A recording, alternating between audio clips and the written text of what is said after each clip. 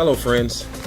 It's Keion Henderson again, thanking you so much for tuning in to another episode of Take Action with Keion. You know, I'm so excited about what I'm going to share with you today. I get a lot of questions here lately. My wife and I have been blessed and favored to be doing pretty well in some of our business endeavors. And let me tell you, it didn't start out that way. We both started out at the bottom, just trying to make it, just like many of you are. We've been able to get some success, and God has really blessed us, and we're not ashamed to say God has really helped us in those areas because we are people of faith. But I get a lot of questions. And today I want to talk to you and entitle this discussion, and I want to call it the biggest mistakes that most people make. You know, I think that people really make a lot of mistakes that are unforced.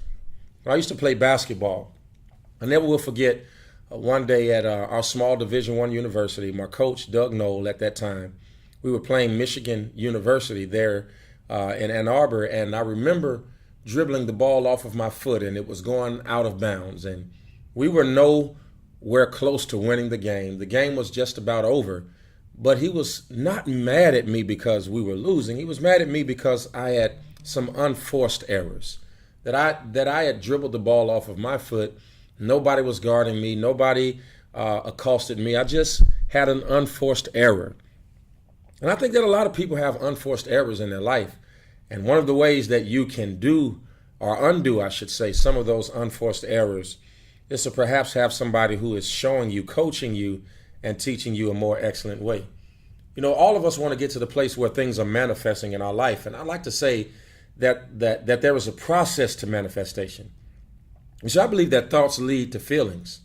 I believe feelings lead to action. But I also believe that actions lead to results. I think I need to say that again.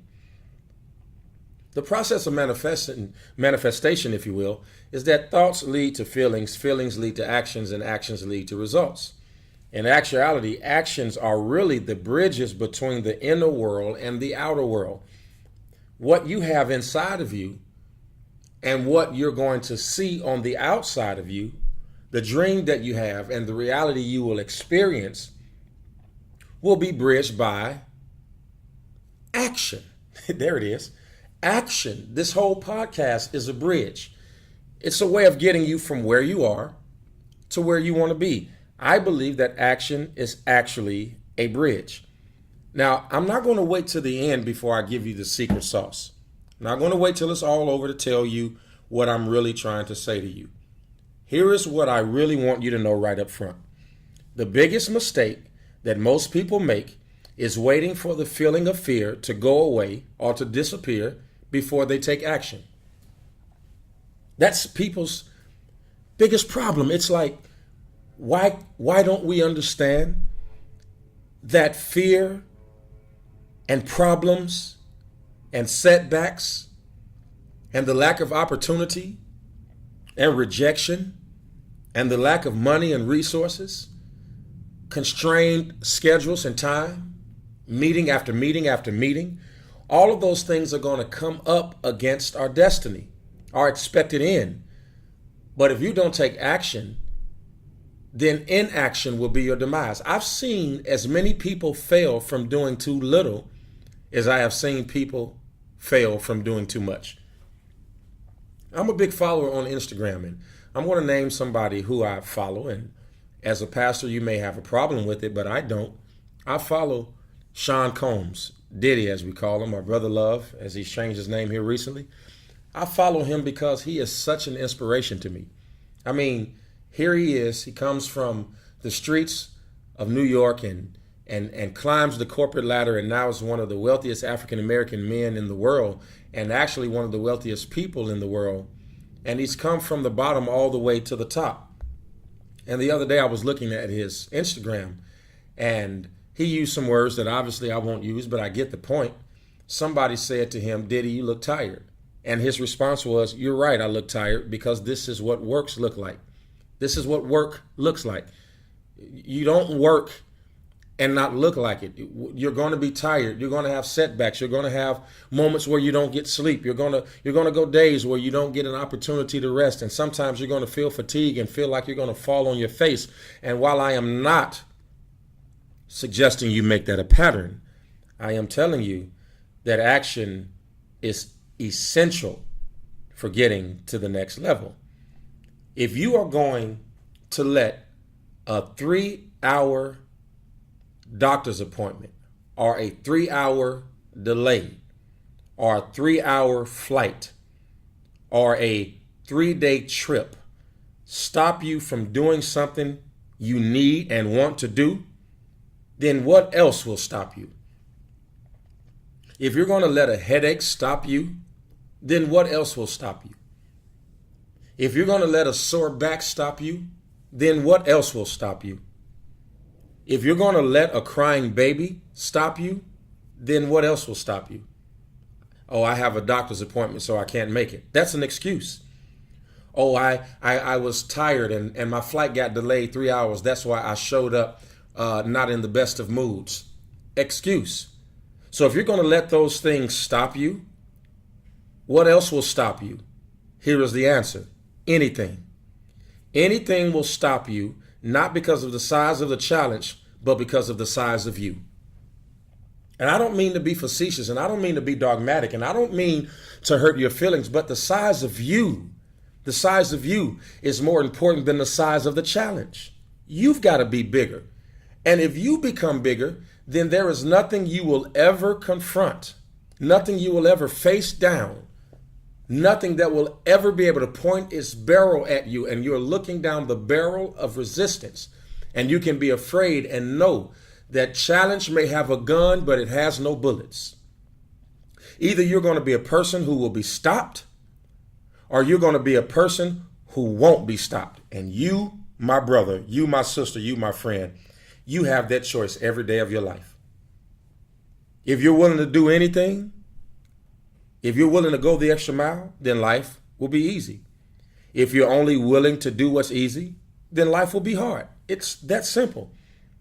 If you're willing to do what is necessary, life will somehow get easier. There was one quote from one famous athlete that says, "It's amazing that the more I practice, the luckier I got."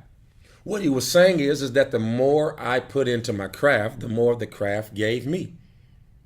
Let me say this to you, and I'm standing up as I'm saying this, so that way I'm not hypocritical.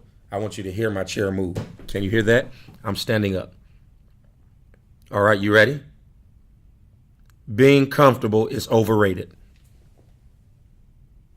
Being comfortable is highly overrated. If you want to reach your destiny, get comfortable with being uncomfortable. If you want to reach your destiny, get comfortable with working tired. If you want to reach your destiny, you got to learn how to be a father and a CEO, a mother and a cook at the same time. You're going to have to be the female CEO, and sometimes you're going to have to leave that company in order to pick your child up from school and then drop them off at baseball practice and then make it back to work to close the day. And nobody's going to give you an excuse not to reach your destiny. You've got to become comfortable with being uncomfortable. Here's an equation I want you to remember for the rest of your life. CZ equals WZ. C, cat, zebra, equals water, zebra, WZ. CZ equals WZ. You ready? Comfort zone equals your wealth zone. Comfort zone, CZ, equals your wealth zone, WZ. By expanding your comfort zone, you will expand the size of your income and wealth zone. That's a quote by T. Harv Eker. When you have a large capacity, the universe, whatever you call it, God, Almighty, Jehovah Jireh, whatever you call it, when you have a large capacity, the universe will rush to fill the space. Now, I'm a believer. If you know me, you know that. I believe in God. But there's somebody who may be listening to this right now who says, I don't believe in God. But let me tell you, the principles work so much that even an atheist can put this into action and still reap rewards. It is a known fact that there are rich atheists in the world because the principles work no matter what you believe. Your comfort zone expands your wealth zone. You will never be elevated above your ability to handle pain. Wherever your pain tolerance stops, that's where your dimensions of higher expectation are severely handicapped. When you have a large capacity, the universe runs to fill it and rushes to fill it, to fill it, to fill it, to fill it. Why? Because it can have no void space. For those of y'all who believe, the Bible says it is in him that we move, live, and have our being. And then after we are saved and filled, there it is, filled with the Holy Ghost, because he rushes to fill us. Nobody has ever died of discomfort. Ooh, I just said a mouthful there. Nobody has ever died of discomfort.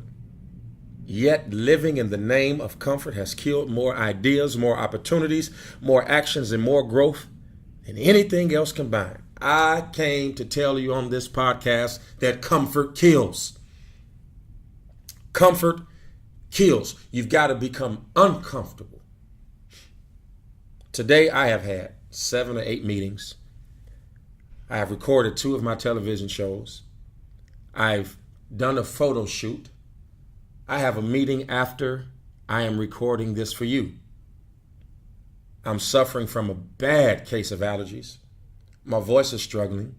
I'm doing everything I can not to blow my nose while I'm talking to you. I am so uncomfortable. My lower back is sore because when I get allergies, it almost feels like I have the flu. And yet I got up, pulled myself up by the bootstraps, and came to this microphone to tell you that in my discomfort, I'm trying to disrupt yours. You got to be uncomfortable because comfort kills. Again, I tell you, I have seen as many people destroy themselves from doing too little as I have seen them do too much. The simplest way to get from where you are to what you see is to convert from being a know-it-all to a learn-it-all. You know, one of the most frustrating things I find in the world is somebody asks you for your advice and then they follow up by saying, I know. Right then and there, I'm done. I don't want to talk anymore, because even if you know, you have the responsibility of keeping your mouth closed in the presence of someone who you've asked advice for. Because if you know, then why did you ask? Don't be a know-it-all, be a learn-it-all. There is nothing wrong with learning the same thing again. Somebody can tell you something and you've heard it before, but you should sit there and act like you've never heard it before, because let me tell you, great people are always looking for void spaces to fill. The reason why people cannot attract mentors, I'm convinced, is because they are know-it-alls. And great mentors are not attracted to know-it-alls. They are attracted to learn-it-alls. The more you get to the place where you want to learn, the more the people you are asking the universe and God to put in your life, they will find you. Here is an old proverb: when the student is ready, the teacher will appear. The learners shall inherit the earth, while the learned will be beautifully equipped to live in a world that no longer exists. That's Eric Hoffer's quote. The learners shall inherit the earth, while the learned will be beautifully equipped to live in a world that no longer exists. You see, blockbusters knew it all. Netflix were learn-it-alls.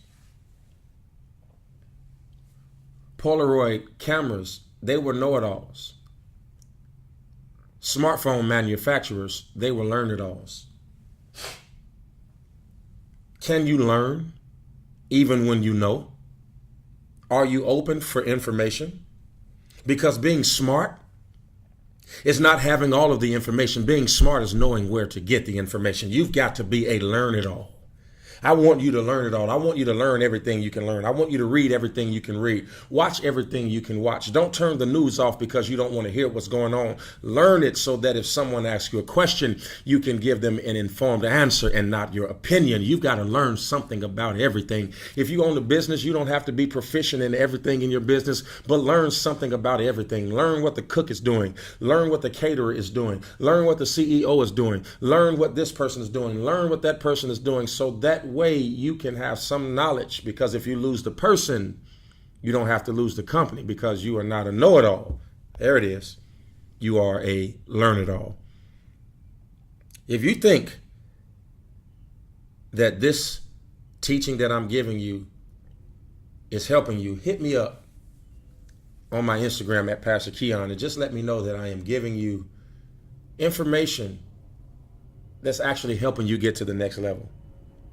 You know, here at our church, I've been praying for people who have had student loans.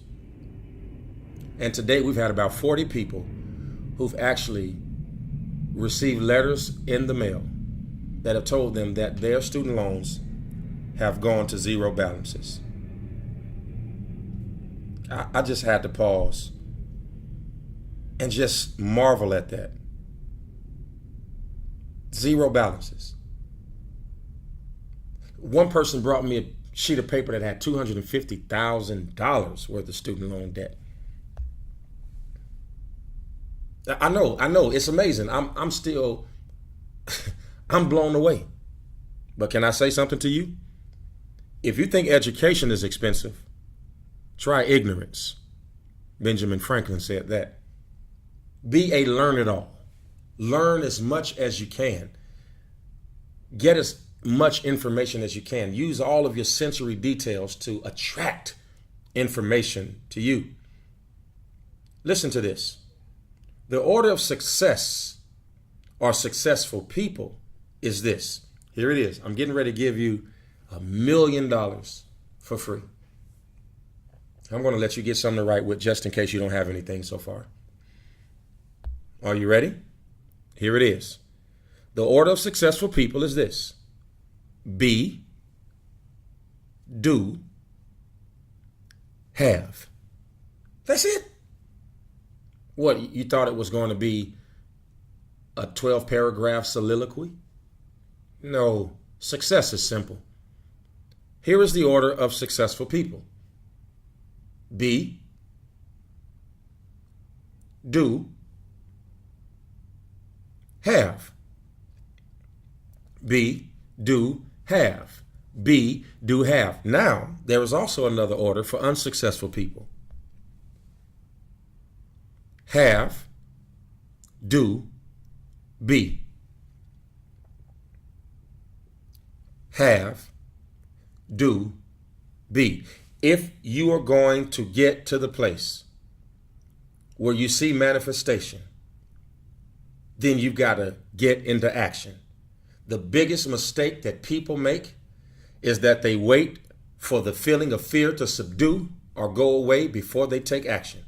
I am calling you out today as your teacher, as your mentor, as your friend, as your virtual mentor, whatever it is that you want me to call, even if I am your agitator, even if I am crawling under your skin and you're saying that guy right now is being extra rude to me, whatever it takes for you to take action, I'll stay with it.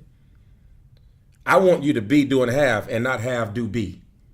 I want you to get to the place where you understand that action will always lead you to a place of manifestation. I hope this helped you. This one was not long, but I hope that it was strong. This is not long because I think this is the one that you need to listen to every day of this week until next Friday.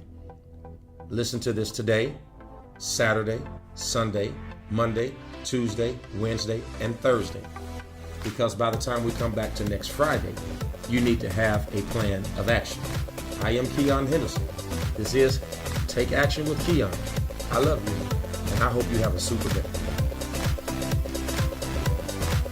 Friends and colleagues, it's time to take action and subscribe to this podcast. Follow Keion Henderson on social media at Pastor Keion. Visit the website daily for lifestyle, leadership, and learning at KeionHenderson.com.